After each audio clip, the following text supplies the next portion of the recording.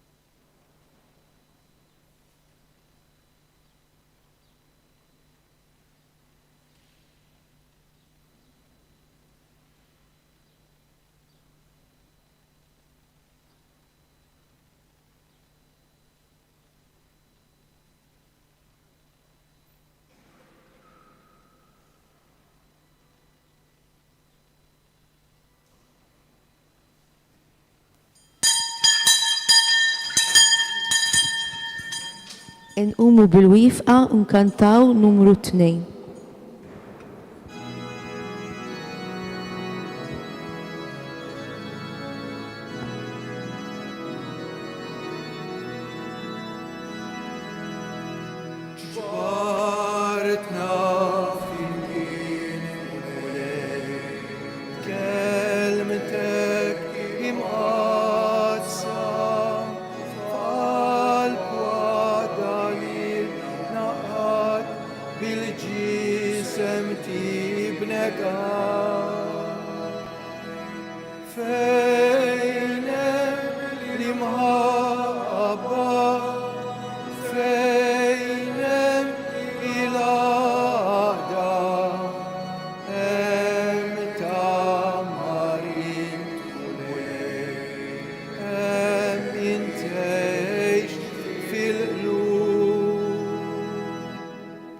Fl-isem tal-Missier u tal-Iben u tal-Ispiritu Santu, il-grazzja ta' Sidna Ġesu Kristu li mħabba ta' Alla l-għaqda fl-Ispiritu Santu ħatkun magħkom il-koll.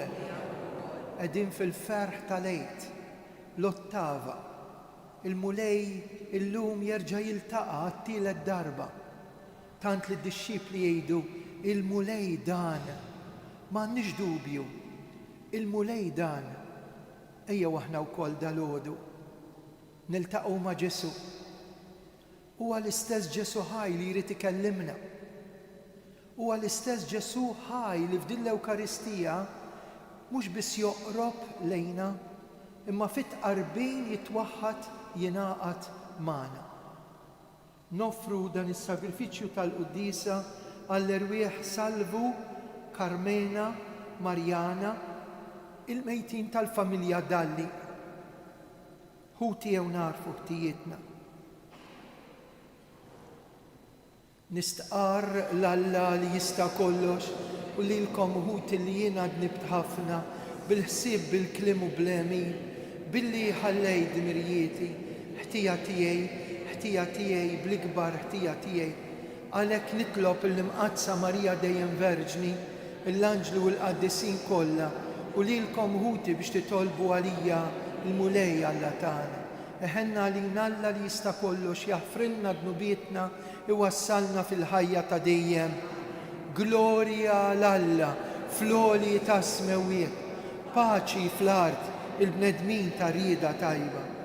Infaħruk, inberkuk, nadurawk, natuk ġieħ, inroddulek ħaj għal-glorja kbira tiegħek.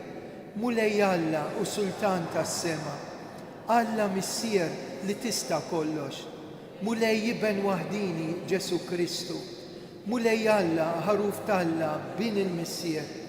Int li tneħħi d-nubiet tad-dinja ħenna għalina, int li tneħħi d-nubiet tad-dinja il-qalb tagħna, int li qiegħed fuq il-lemin tal-missier ħenna għalina, għaliex inti waħdek qaddis, inti waħdek mulej, inti waħdek l-għoli Ġesu Kristu, mal-Ispiritu Santu fil-glorja tal-missier Alla.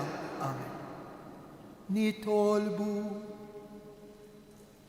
u Alla li tista' kollox, intrit li fil-misteru tal-Eid iseħħ il-pat li biħerġajt ħabbibna miegħek. Għatina li ngħixu ta' bil-ħaq skont il-fidi li bil-fern nistqarru. Bibnek Ġesu Kristu Sidna li hu Alla, u li miegħek jgħix wisaltan flimkien mal-Ispiritu Santu għal dejjem ta' dejjem. Amen.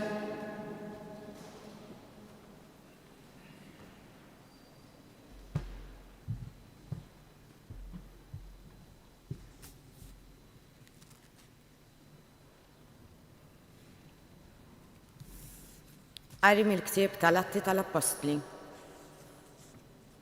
F'dak iż-żmien, wara l-fejqan tal-magħtub, waqt li Pietru u Ġwanni kienu għadhom qegħdin ikellmu l-poplu, resqu fuqhom il-qassisin u l-kmandant tat-Tempju u s-Saduċej.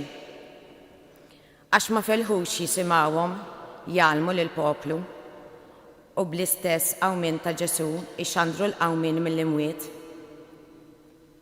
Għalhekk meddew idejhom fuqhom u żammewhom fil-ħabs salada għax kien ġasar fil-għaxija. Imma ħafna minn dawk li kienu semgħuhom il-kelma emnu u l-att tagħhom kien jilħaq mal-5,000 ruħ. L-għada il-kapijiet tagħhom u x-xjuħ u l-kittieba iltaqgħu f'Ġerusalemm. Kien hemm Anna il-qassis il-kbir, Kajfa, Ġwanni, Alessandru u daw kollha li kienu mill-familja tal-qassisin il-kbar. Għedu lill-apostli fin-nofs u staqsewhom: Intom bliema qawwa jew f'isem min għamiltuh dan? Pietru mimli bl-Ispiritu Santu wieġeb: Kapijiet tal-poplu u xjuħ, intom illum qegħdin tistħarġuna fuq il-ġid li għamilna lil wieħed marid u biex dan fiq. Mela kunu wafu intom il-koll u il-poplu kollu ta' Iżrael. Jekk dan ir-raġel u hawn qudiemkom qawwi u sħiħ, dan ġara bis-saħħa tal-isem ta' Ġesu Kristu ta' Nażaret li intom sallabtuh u Alla qajmu mill-imwiet. Dini il-ġebla li intom il-bennejja warrabtu u li saret il-ġebla tax-xewka. F'ħadd ħliefu ma hemm salvazzjoni, għax imkien taħt is-sema ma hemm isem ieħor mogħti lill-bnedmin li bih aħna għandna nkunu salvi. Il-kelma tal-mulej. Salm responsorjali. Il-ġebla li warbu l-bennejja saret il-ġebla tax-xewka. Il-ġebla li warbu l-bennejja saret il-ġebla tax-xewka. Faħru l-mulej għaliex hu tajjeb għax għal dejjem it-tiba tiegħu. Ħajjgħidu ulied Iżrael għal dejjem it-tiba tiegħu. Ħajjgħidu dawk li jibżgħu mill-mulej għal dejjem it-tiba tiegħu. Flimkien il-ġebla li warbu l-bennejja saret il-ġebla tax-xewka. Il-ġebla li warbu l-bennejja saret il-ġebla tax-xewka. Bis-saħħa tal-mulej seħdan. Ħaġa tal-għaġeb f'għajnejna. Dan hu il-jum li jagħmel il-mulej, ħanifirħu u nitennew fih. Flimkien il-ġebla li warbu l-bennejja saret il-ġebla tax-xewka. Ejja nitolbuk mulej, salvana. Ejja nitolbuk mulej għatina ir-risq. Imbirek minn ġej f'isem il-mulej. Inberkukom mid-dar il-mulej. Jahwe u Alla u id-dawl tagħna. Flimkien il-ġebla li warbu l-bennejja saret il-ġebla tax-xewka. Alleluja, alleluja, alleluja. Dan hu il-jum li għamel il-mulej. Ħanifirħu nitennew fih alleluja.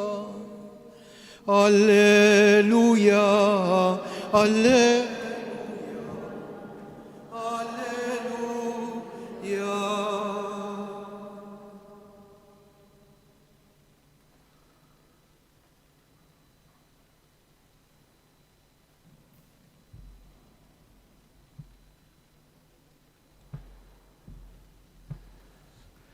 Il-mulej ma'kom. Qari mill-Evanġelju skont San Ġwan. F'dak iż-żmien Ġesu raġa der lid-dixxipli ħdejn il-baħar ta' Tiberija. Derilhom hekk, Xmun Pietru, Tumas li jgħidulu t-Tewmi, Natanjel minn Kana tal-Galilija u Lid Zebedew u tnejn oħra mid-dixxipli tiegħu kienu flimkien. U Xmun Pietru qalilhom sejjer nistat. Qalulu ħaniġu miegħek aħna wkoll. Marru rikbu d-dajsa u dak il-lejl ma qabdu xejn. Filgħodu mas-sebħ Ġesu kien qiegħed ix-xatt, imma d-dixxipli ma kinux jafu li kien Ġesu. Ġesu qalilhom għandkom x'tieklu ħbieb, le weġbuh. Qalilhom wadbu x-xibka n-naħa tal-lemin tad-dajsa u ssibu. Dawn wadbu x-xibka u mbagħad ma felħux jiġbduha daqskemm qabdu ħut. Id-dixxiplu li kienu ħobb Ġesu qal lil Pietru, il-mulej dan. Għalhekk Xmun Pietru kif sama li kien il-mulej xeħed fuq l-libsa ta' fuq għax kien għoddu eri u ntafa l-baħar. Id-dixxipli l-oħra billi ma kinux imbeda wisq mill-art imma xi 100 metru biss resqu bid-dajsa ikaxkru warajhom ix-xibka bil-ħut. Kif niżlu l-art raw li kien hemm xi faħam jaqbad bil-ħut fuqu u xi ftit tal-ħobs. Qalilhom Ġesu, newlu law xi ħutiet minn dawk li għadkom kemm qbadtu. Xmun Pietru tala fid-dajsa u ġibet l-art xibka mimlija 153 ħuta kbira u minkejja daqshekk ħut ix-xibka ma tqettetx. Qalilhom Ġesu, ejjew kulu, imma ħadd mid-dixxipli mas-sogra jistaqsih, int, min int? Għax kienu jafu li kien il-mulej. Ġesu resaq, qabad il-ħobs u newwilulhom. U hekk ukoll għamel bil-ħut. Din kienet ġatt tielet darba li Ġesu der lid-dixxipli wara l-qawmin tiegħu mill-imwiet. Il-kelma tal-mulej tifħir lilek Kristu. Tant hija kbira l-aħbar ta' xi ħadd li ma baqax mejjed, tant hija unika l-aħbar li xi ħadd ma baqax fil-qabar imma huwa ħaj, illi l-Knisja tagħtina 8 ijiem, ottava. L-ewwel 8 ijiem mill-ħadd tal-għid sal-ħadd tal-libsa l-bajda, Domenika jinalbis, il-ħadd li fih kienu jgħalqu jġorru l-libsa l-bajda dawk li kienu jitamdu bħala adulti fil-Knisja. Dal-ferħ jurina li Kristu il-mulej huwa ħaj u min imiss miegħu ma jibqax mejjed. min imiss mal-ħajja ta' Kristu ma jibqax fid-dlam. Min jarfu fil-qsim tal-ħobs kif għamlu d-disċipli ta' Emmaus u kif qed jagħmlu l-apostli llum, għajnejhom jinfetħulhom, ma tibqax fil-għama, ma tibqax fid-dlam. Tgħidli imma aħna bħal dawn in-nies. Ġesu jmur jiltaqa' magħhom għax seta' kien fadlilhom xi dubju. Huwa l-istess Ġesu li jitlaq mill-bżonnijiet ta' kuljum. Għandkom xi ħaġa għall-ikel? Xi ġina ġa moħħna? X'se niklu? U Ġesu jitlaq mill-bżonnijiet ta' kuljum. X'inhu jinkwetak? X'inhu jweġġalek moħħok? X'inhu jaqtalek qalbek? X'inhuma l-preokkupazzjonijiet finanzjarji, affettivi, il-futur ta' dinja bla paċi, fl-inkwiet u l-gwerer? Kważi Ġesu jmur għal dak li għaddejja minnu bħalissa. Dak li għaddej minnu bħalissa. U dak il-ħin xin jgħidulu m'għandniex niklu, morru, kala ġbiek, itfa' ġbiek. Jien nimmaġina hekk li Pietru sa taqallu, inti jibben mastru daxxa ħatgħallem lili bin is-sajjieda, għamilna lejl sħiħ nistadu u ma qbadna xejn. Ma Ġesu, għall-kelma ta' Ġesu, Pietru jobdi. Hekk xi kultant anki aħna tgħid inni 40 sena, inni 30 sena, inni 10 snin biex noħroġ minn dil-kumpanija ħażina, minn dal-vizzju u ma rnexxilejx. Kważi l-lejl u tmur ħdejn Ġesu tgħidlu ma għamilna xejn, ma qbadna xejn, irsistejt kważi għal xejn. Kemm il-bniedem ikun ħajaqta' qalbu spiritwalment, imma Pietru kala ġbiek. U 153 ħuta kienu se jaqsmu dak iġbiek, imma x-xibka ma tqettex.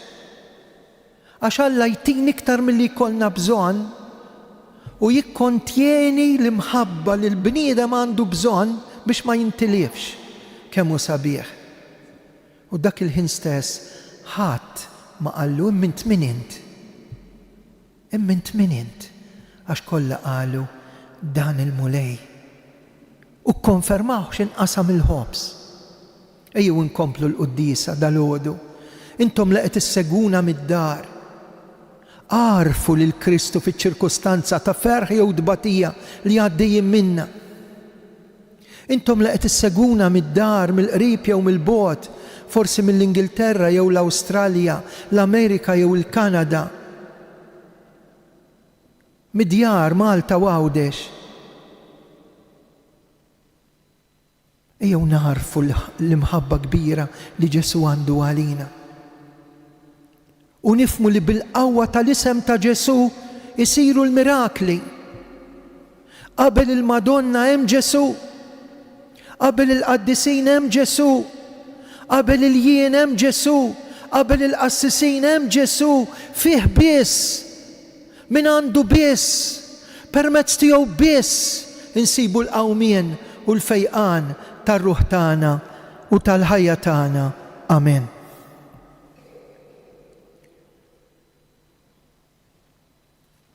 Ir-resqu issa lill-mulej it-talb u l-intenzjonijiet tagħna.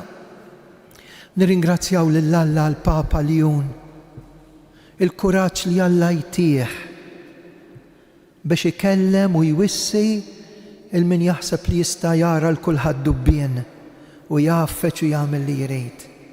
Il-kelmiet tal-Papa u kelmiet imdawlin mill-Ispirtu Sant u kelmiet li d-dinja bħalissa għandha bżonn. Ejjew ninaqdu miegħu għada, partikolarment fil-għaxija, hawnhekk f'dan is-santwarju bejn il-5:30 u s-6:30 qed isejjaħ lid-dinja għat-talb għall-adorazzjoni. Hekk biex bl-interċessjoni tal-Madonna ta' Pinu il-bniedem isib il-paċi fil-qalb bil-qawwa tat-talb u d-dinja teħles mill-gwerer nitolbu ismana għal popli fil-gwerra l-aktar tal-Libanu. Ħutna l-Ortodossi illi ħajwaqfu l-gwerra fir-Russja u anke fejn hemm il-gwerer minħabba l-ġranet tal-għid tagħhom. Jalla mhux għal 15 ġurnata, mhux għal ġurnata jew ġimgħa, jalla mhux minħabba l-festi tal-għid imma minħabba d-dinjità tal-bniedem, għax ma nifilħux naraw iktar irda bħalma bħalissa qed isir fil-Libanu u fil-gwerer fejn hemm il-pajjiżi fil-gwerer, biex il-bniedem jiftaħ għajnejh u ma jibqax jaħqar l-tfal, l-innoċenti, in-nisa partikolarment lill-bnedmin. Nitolbu ismana għal marit fid-dar u fl-isptar, il-morda fir-ruħ u fil-ġisem, dawk li se jirċievu xi riżultat fuq saħħithom, intom li qegħdin id-dar u għandkom mart affettiv, mart psikoloġiku, mart li jista' jaħkem il-bniedem, anke l-mart spiritwali, bl-interċessjoni tal-Madonna ta' Pinu, għatina l-fejqan meħtieġ. Nitolbu ismana l-aħħar talba tista' tkun tiegħek.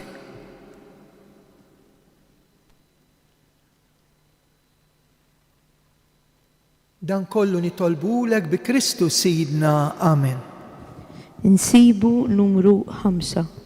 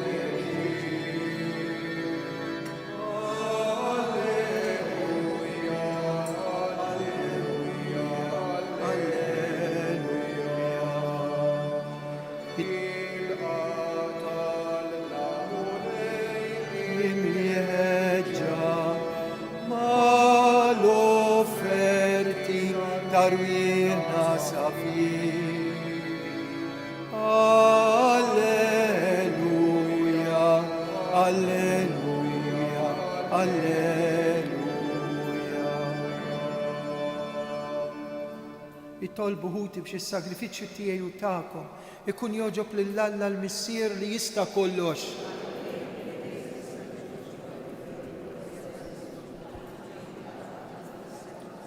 Wettaqmu lej l-offerti tal-għid, permezz tagħhom għamel ninħallu minn kull irbit tal-art u nimtlew b'xewqat is-sema bi Kristu Sidna. Amen. Il-mulej ma'kom. Nerfo qlubna l-fuq. Zuħajl il-mulej Alla tagħna. Sewwa xieraq tas-sew mulej missier qaddis tajjeb u taġita għas-salvazzjoni tagħna li dejjem nistqarru l-glorja tiegħek. Imma b'ferħa kbar inxandruha f'dan il-jum fih ġie sagrifikat Kristu l-ħaruf tal-għid tagħna. U l-ħaruf tas-sew li neħħadnu bit tad-dinja. Bil-mewt tiegħu eret il-mewt tagħna. Bil-qawmin tiegħu qomna l-koll għal ħajja ġdida. Għalhekk f'dal ferħ tal-għid imxerret ma' kull imkien fid-dinja, il-bnedmin kollha jimtlew bil-għena mal-qawwiet tas-sema, is-setat tal-anġli, nisġulek innu ta' glorja waqt li ntennulek qaddis.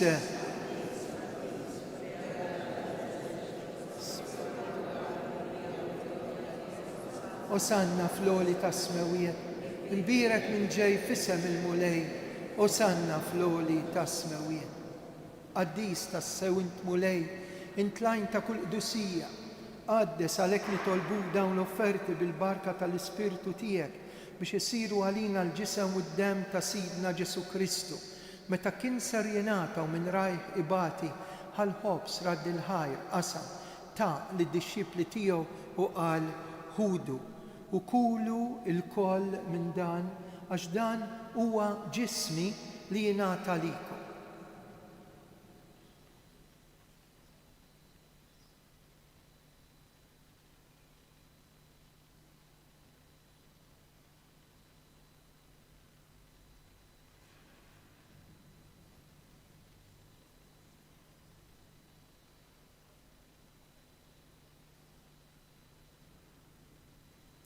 Ekku koll wara li klaħal kalċi reġa' raddi l-ħaj tali d-dixxipli tiegħu qal ħudu u jxorbu minnu il-koll għax dan huwa l-kalċi ta' demmi tal-patt il-ġdid li jibqa' dejjem id-demm li jixxerret għalikom u għall-bnedmin kollha għal maħfra ta' dnubiet għamlu dan tifkira tiegħi.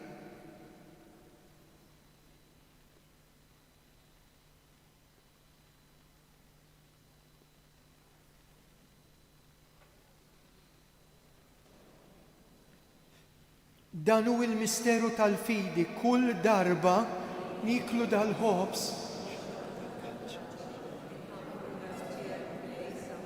għalhekk aħna nagħmlu dan b'tifkira tal-mewt u l-qawmien ta' Sidna Ġesu Kristu, nofrulek mulej il-ħobs tal-ħajja u l-kalċi tas-salvazzjoni u rroddulek ħajr intoġbok tilqana hawn quddiemek biex naqduk.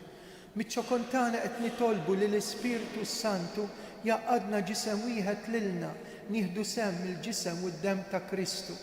Mulej, ftakar fil-Knisja tiegħek imxerda mad-dinja kollha u ettaqa' fl-imħabba mal-Papa Leon, l-Isqof Anton, il-Ministri tiegħek kollha. Ftakar fil-qaddejja tiegħek il-mejtin tal-familja Dalli, Salvu, Marjanna, Carmena. Ftakar fil-mejtin kollha. Daħħalhom quddiemek fid-dawl tas-seb tiegħek. Ħenna għalina l-koll nitolbuk. Għati lilna wkoll il-wirt tal-ħajja ta' dejjem, mal-Verġni Mqazzom Malla Marija, ma' San Giuseppe, mal-Apostli, San George Preka u l-qaddisin kollha li jgħixu fil-ħbiberja tiegħek sa mill-bidu tad-din jagħmel illi magħhom infaħruk insebħuk b'Ġesu Kristu ibnek.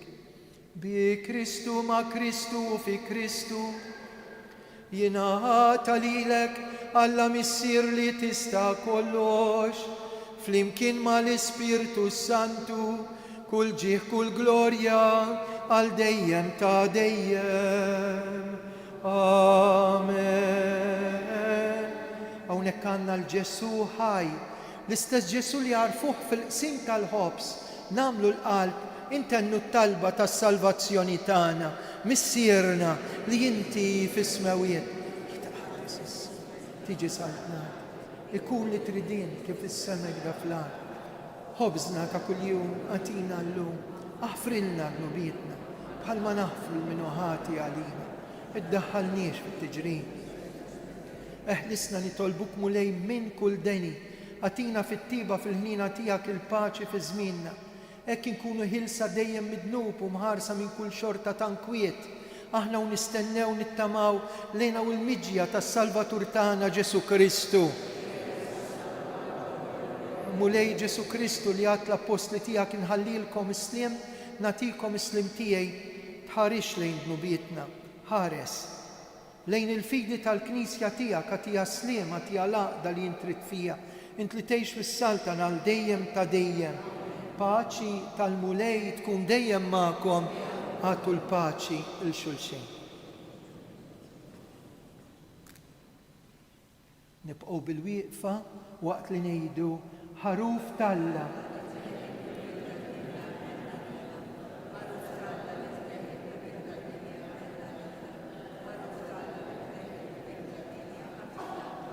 Danu il-ħaruf talla, danu li neħħi d-nubiet tad-dinja ħenjin dawk mistiedna l-dilikla tal-ħaruf.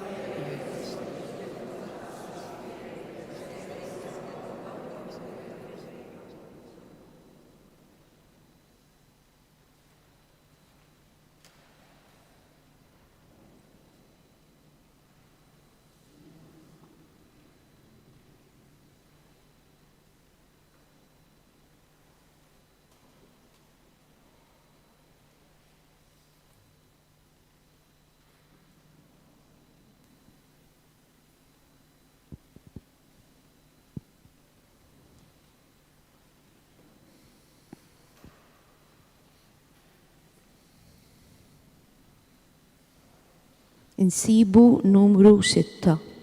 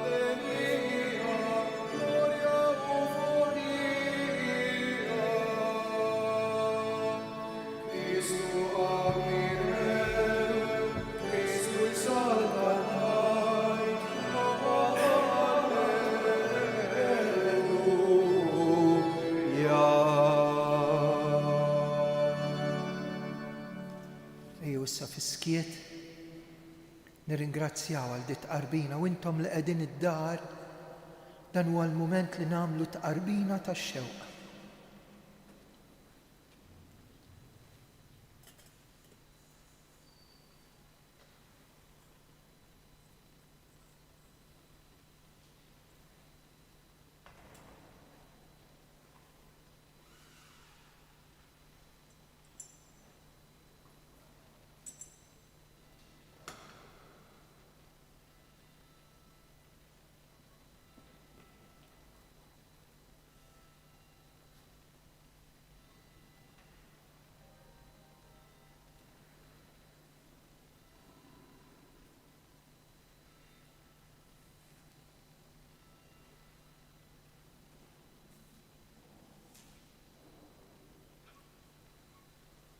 Jew bħala ringrazzjament ngħidu din it-talba bil-wieqfa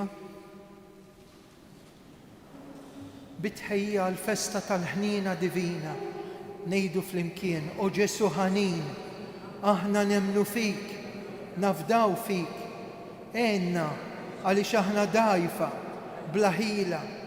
Għatina l-grazzja li nwasslu l-bnedmin kollha biex jarfuk u jħobbuk u mimlijin fiduċja fil-qobor bla qista mħabtek inkunu nistgħu niġġieldu kontra l-ħażen li hemm fina u fid-dinja kollha għall glorja tiegħek u għas-salvazzjoni ta' ruħna hekk ikun.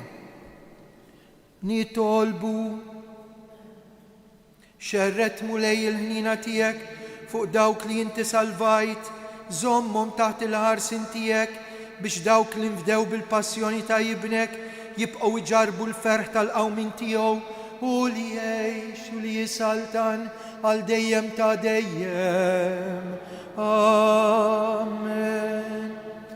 Wara l-qudiesa se jkun hawn mument żgħir ta' talb għal min minnkom jixtieq xi grazzja partikolari qed jitlob għal xi ħadd għandu xi anniversarju jew jixtieq li jagħmel talba hekk mill-qrib.